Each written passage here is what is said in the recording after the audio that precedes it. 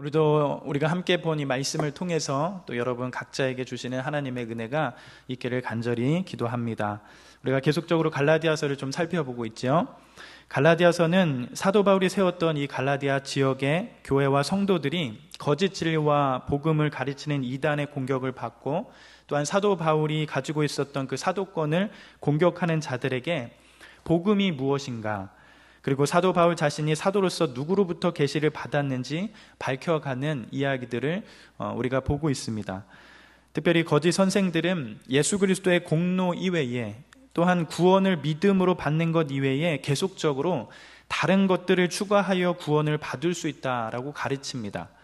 이것은 예수 그리스도의 공로와 더불어 하나님의 은혜의 복음을 부인하는 일이 되는 것이죠.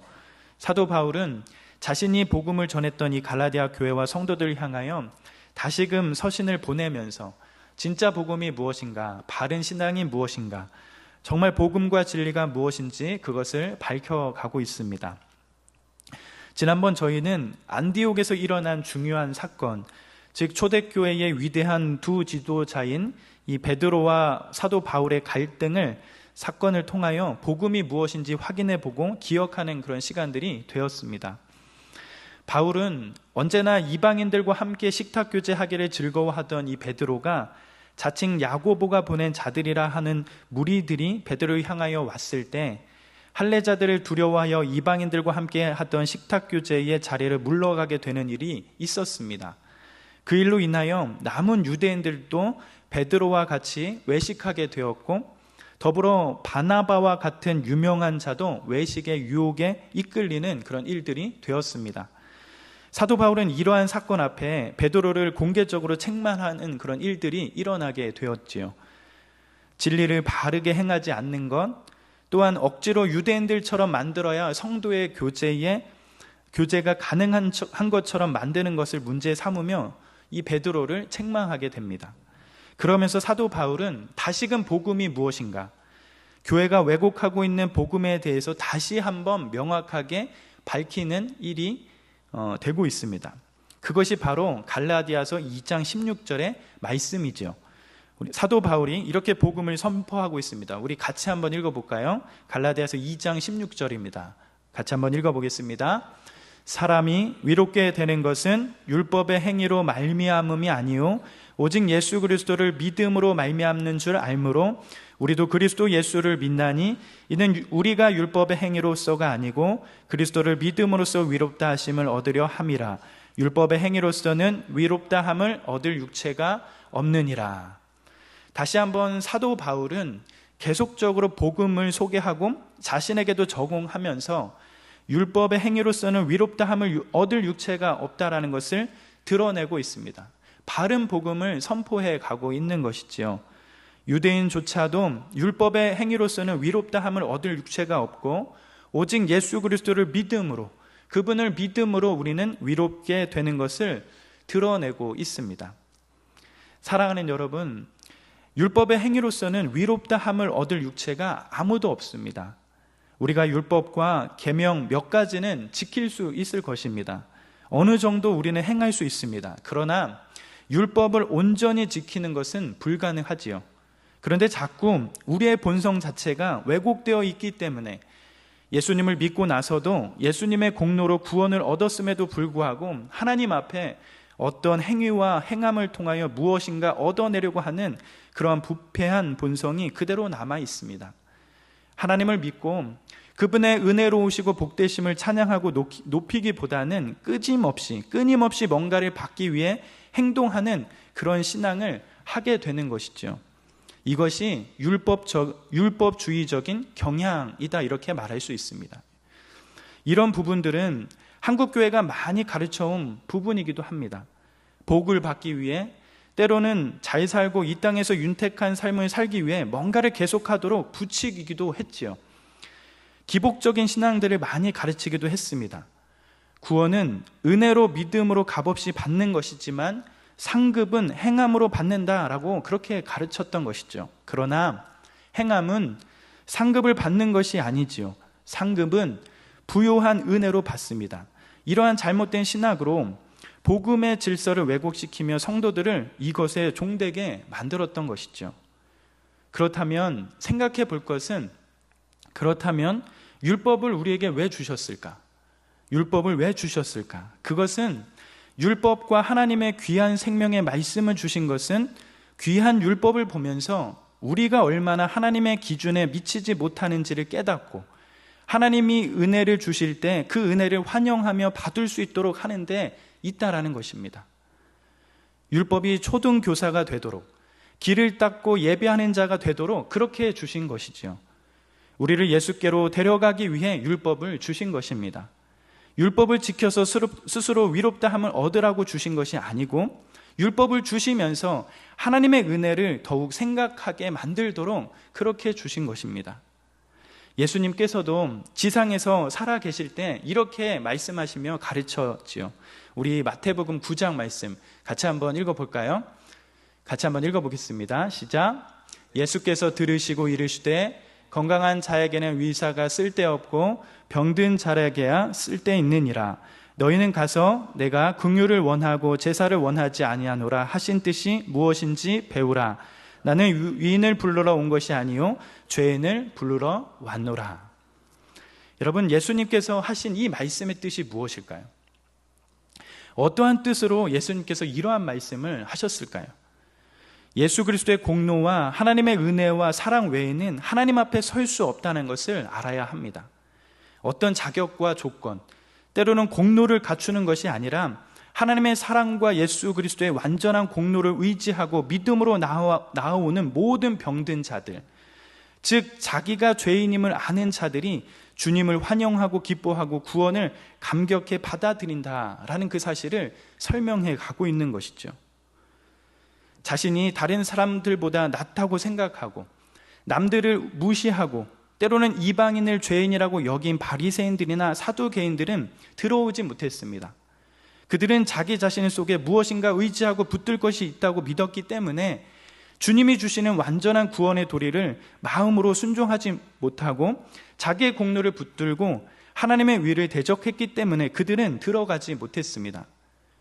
그러나 나는 아무 공로가 없고 하나님 앞에 위롭지 못한 자임을 인정하고 회개하고 죄를 자복하는 자만이 하나님의 귀한 은혜와 진리에 위탁하는 자가 되었다라는 것이죠. 이것이 어쩌면 믿음의 핵심이고 복음의 심장인 것입니다.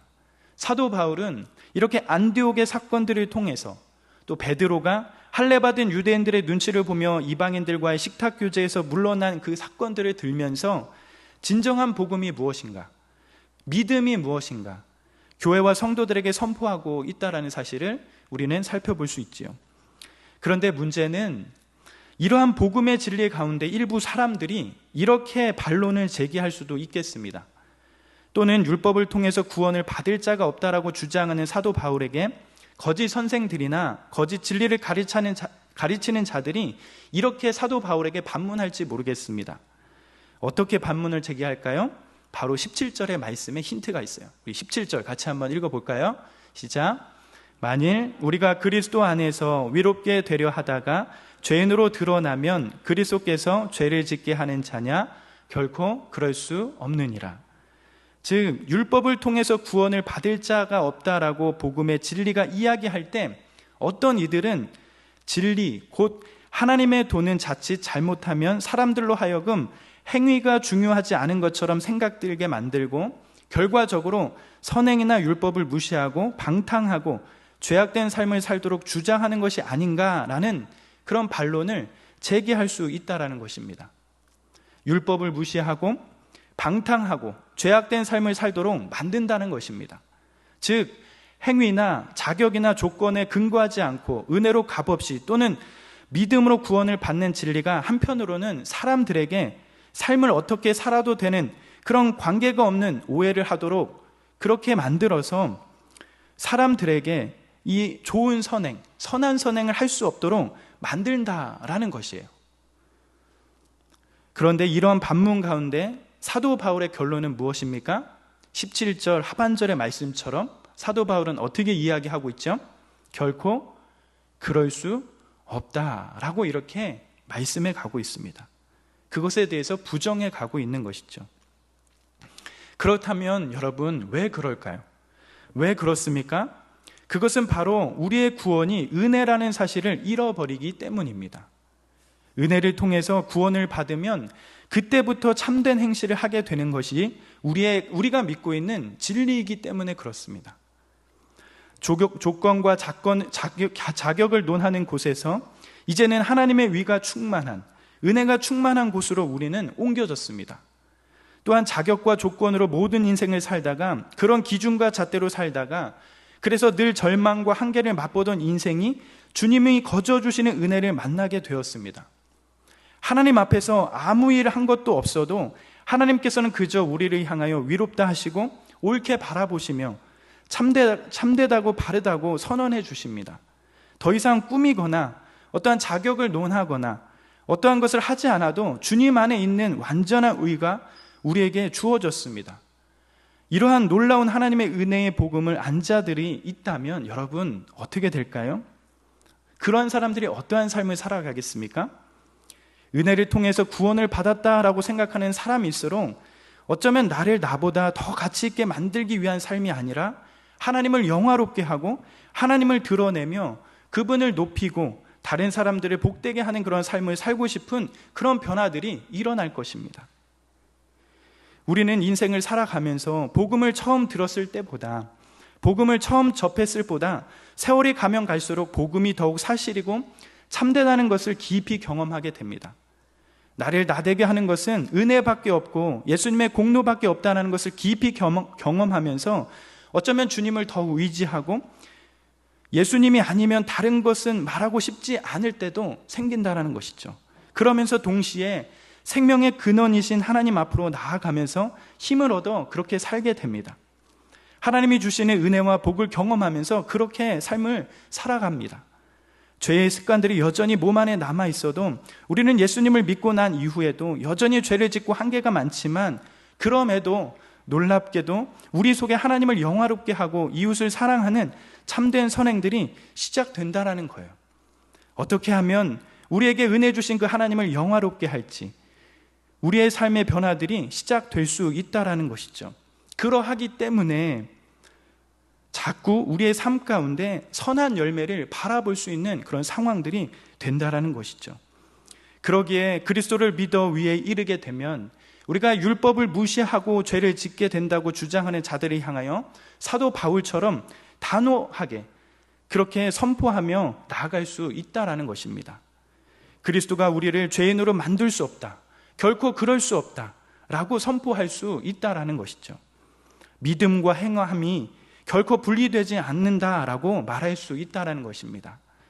믿음이 우리 안에 더욱 명확해질수록 우리의 삶이 변화되어 가는 것이죠. 그러기에 그리스도의 은혜의 구원이 우리를 방탕하게 만들지 않는다는 것을 알 수 있고 우리를 결코 죄인으로 만들 수 없음을 알게 됩니다.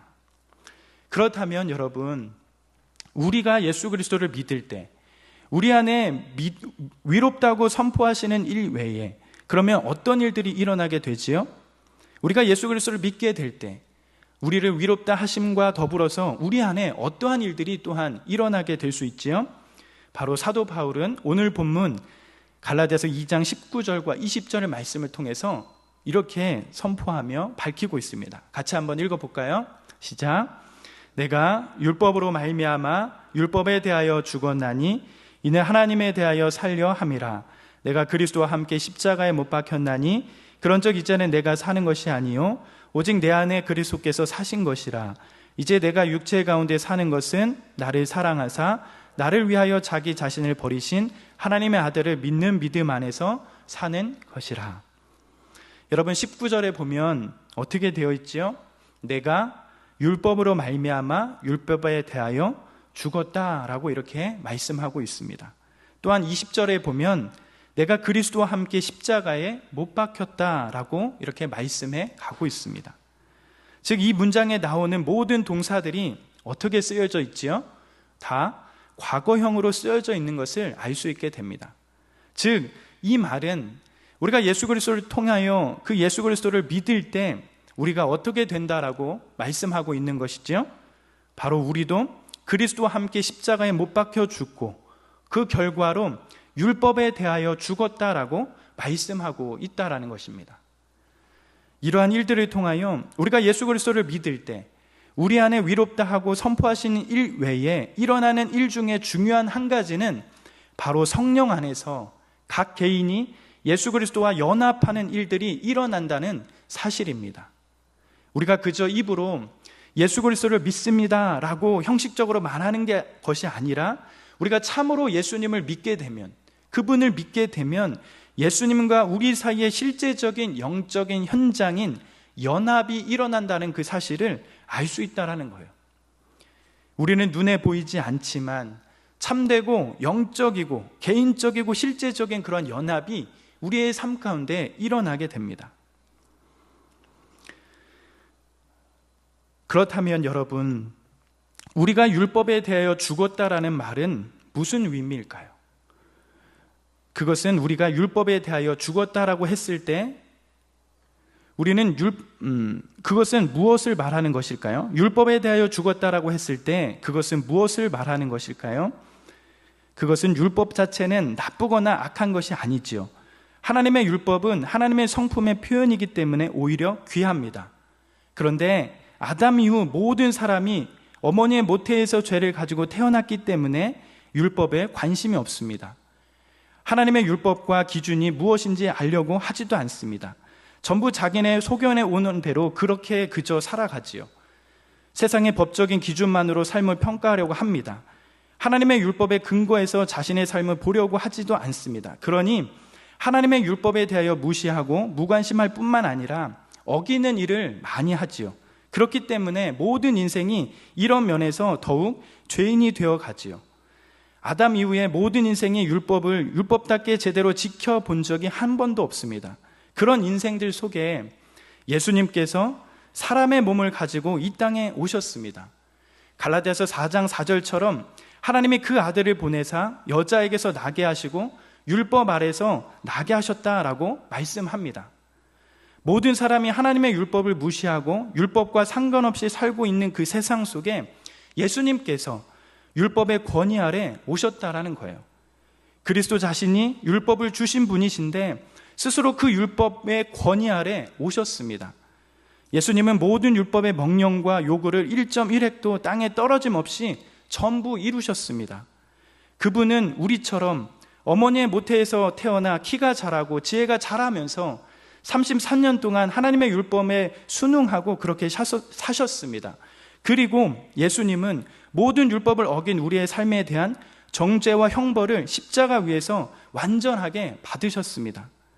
율법의 1.1획도 더 이상 남김없이 다 이루셨고 율법을 어긴 결과로 오는 형벌과 심판도 예수님께서 전부 대신 받으셨습니다. 그러므로 예수님께서 부활하셨을 때 율법은 더 이상 그분과 아무 상관이 없는 것이지요. 예수님께서 모든 것을 다 이루시고 완성하셨기 때문에 이제는 율법과 상관이 없게 되었습니다. 사랑하는 여러분, 주님과의 관계에서 주님과의 연합을 통하여 우리에게도 똑같은 이러한 일들이 일어난다는 겁니다. 우리가 예수 그리스도를 믿을 때 그분의 귀한 공로로 우리가 율법을 향하여 죽었기 때문에 율법은 우리에게 요구하거나 명령하거나 정죄하거나 판단할 수 있는 어떠한 권리도 없다라는 것이에요. 율법의 요구와 명령은 우리와 더 이상 관계가 없게 되었습니다. 예수님께서 다 이루어 놓으셨기 때문에 율법은 우리에게 아무것도 요구할 수 없습니다. 그런 의미에서 우리가 율법에 대하여 죽고 참 자유를 얻은 것입니다. 우리는 예수 그리스도를 믿는 순간 완전한 의의 옷을 입을 수 있습니다. 그것이 참 자유입니다. 자유를 누릴 수 있게 되었습니다.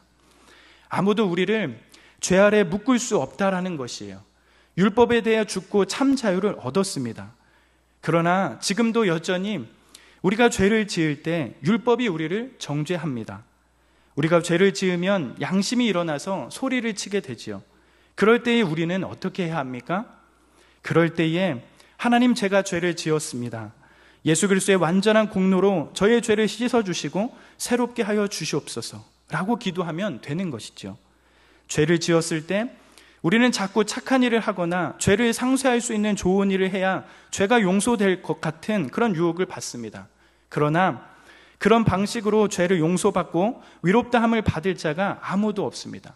우리는 이미 예수님을 믿음으로 위롭다함을 받을 때 예수님과 연합하면서 율법을 향하여 죽었습니다.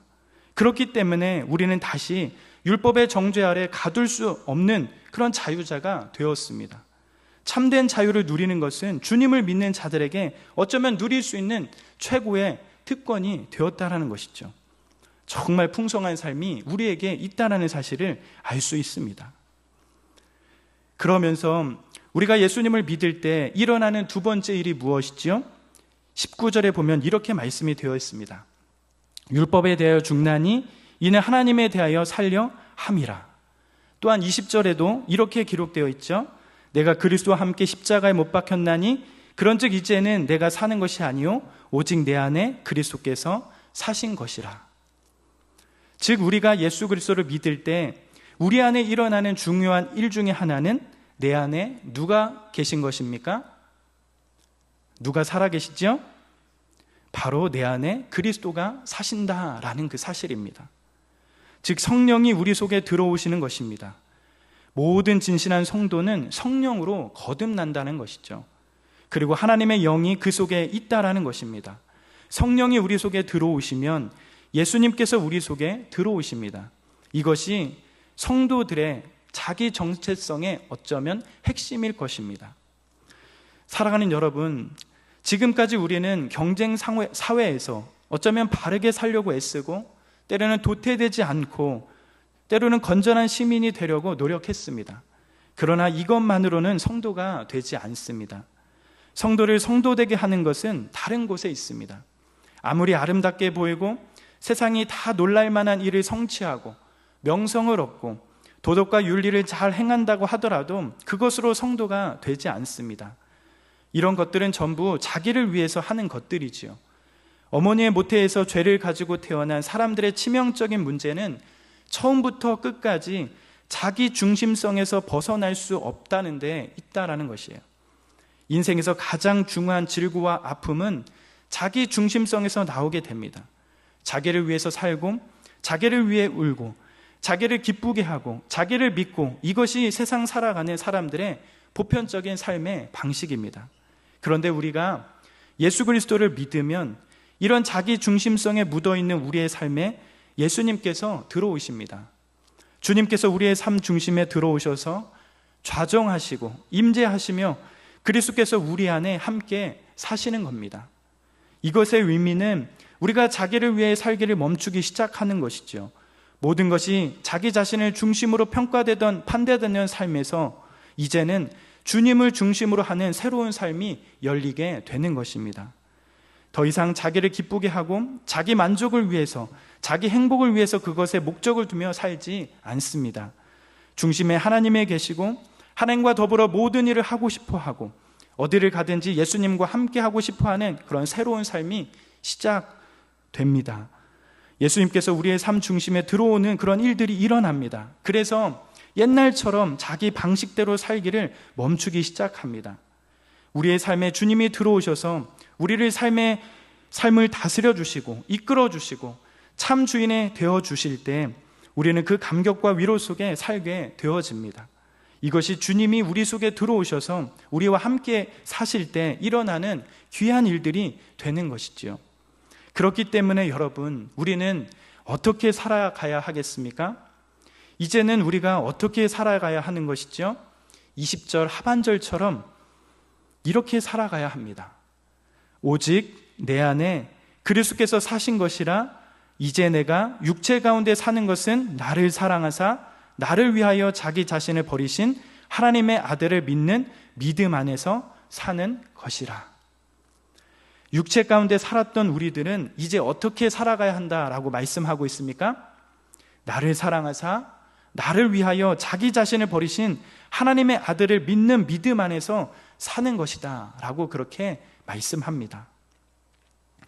우리는 예수님을 믿는 순간 곧바로 천국에 들어가지 않습니다. 이 몸을 그대로 가지고 이 땅에 그대로 있지요. 우리 몸은 세상에 사는 성도의 제일 큰 질고의 원인 중에 하나입니다. 늘 우리 자신, 우리 이 육체, 이 육신이 문제이지요. 우리의 몸 자체가 죄에 익숙한 습관들을 그대로 가지고 있다라는 것이 문제입니다. 그러니 예수님을 믿고도 우리가 죄를 이기기가 참 쉽지 않습니다.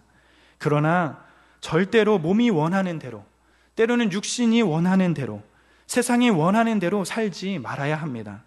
그러려면 이제 우리가 어떻게 살아가야 합니까? 이 말씀대로 나를 사랑하사 나를 위하여 자기 자신을 버리신 하나님의 아들을 믿는 믿음 안에 살아가야 하는 것입니다. 이 땅에 살아가는 동안 우리는 몸에 원하는 대로, 육신이 원하는 대로 살아가는 것이 아니라 진리의 말씀이 가르치는 믿음으로, 말씀이 가르치는 대로 사는 것이 정말 중요합니다. 사랑하는 여러분, 우리가 세상을 이기는 방법은 하나밖에 없습니다. 우리가 세상을 이기는 방법은 믿음으로 사는 것입니다. 그것이 육신을 입고 살아가는 우리들의 삶의 방식입니다. 우리는 우리를 위해 자기 몸까지 아낌없이 주신 하나님의 아들을 믿는 믿음으로 사는 자들입니다. 우리가 믿음으로 이 땅을 살아야 영광을 볼 수 있습니다.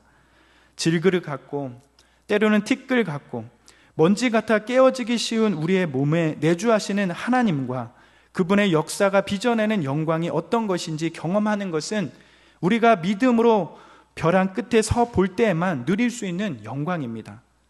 반드시 믿음으로 살아서 어쩌면 질그릇 같은 우리의 삶에 하나님의 영광이 담기는 복된 일들이 우리의 삶 가운데 넘치길 기도합니다.